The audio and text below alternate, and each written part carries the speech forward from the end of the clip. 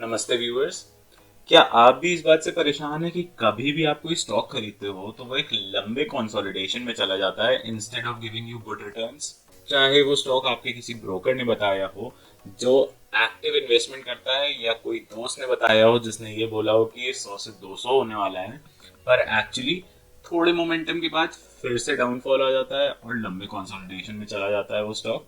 तो आज हम इस वीडियो में ये बात करने वाले हैं कि किस तरीके से एक स्टॉक को फिल्टर आउट किया जाता है और ये जाना जाता है कि इसमें मोमेंटम आएगा भी कि नहीं आएगा। ये एक बहुत ही सिंपल इंडिकेटर है और इसकी एक्यूरेसी एकदम क्रेजी है। और साथ ही साथ this indicator helps you in filtering out all दो स्टॉक्स जो कि लो मोमेंटम रहेंगे या फिर उनके फंडामेंटल्स अच्छे नहीं हैं।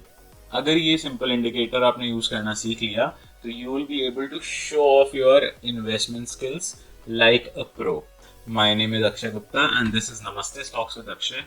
My father has been into the field of investment and broking for the last 20 years and I am an active trader. I deal in investments, options and also mutual funds. And through this platform we would love to share some great knowledge with you, whatever I've learned from my father and what I'm learning right now in the market. Let's get started. चलिए पहले समझ लेते हैं कि stocks में momentum आता क्यों है। पहला रीजन तो ये है कि उसमें या तो कोई एक न्यूज है, और दूसरा रीजन ये है कि उसके फंडामेंटल्स बेटर होते जा रहे हैं एंड कंपनी किसी भी तरीके से ग्रोथ की ओर बढ़ रही है, चाहे वो डेट हटा के या फिर किसी भी तरीके से क्वार्टरली रिजल्ट्स में इंप्रूवमेंट करके। और जिस इंडिकेटर की मैं बात करने जा रहा हूँ उसे कहते हैं 200 EMA, 200 moving average exponential.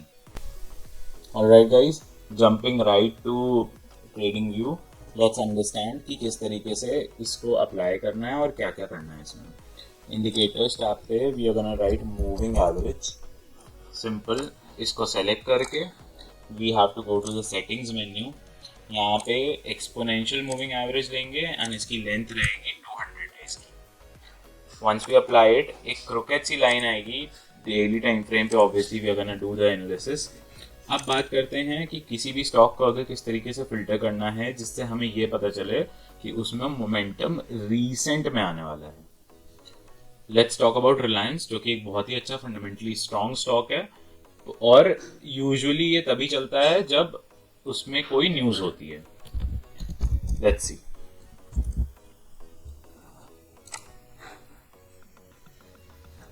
EMA की लाइन आपको साफ दिखाती है कि जब जब रिलायंस ने 200 EMA को क्रॉस किया है तो एक बहुत अच्छा मोमेंटम दिया है and 200 EMA also acts as a support.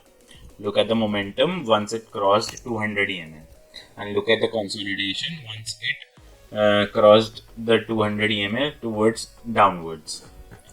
200 EMA के ऊपर चलने वाले स्टॉक्स बहुत अच्छे मूव्स दिखाते हैं। Let's take another example of a very strong stock which is Varun Beverages.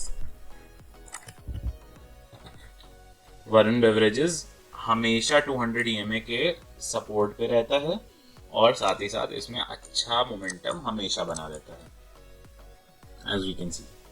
Let's talk about another stock like HDFC Bank. Now look at the support that 200 EMA provides every time the stock touches it. वहां से वो bounce करके अच्छे momentum में काम करता है and once it goes below 200 EMA वो साफ दिखाता है कि स्टॉक अब कंसोलिडेशन में है। अगर एक और स्टॉक का एग्जांपल ले लेते हैं, let's see map my India, CE Infosystems.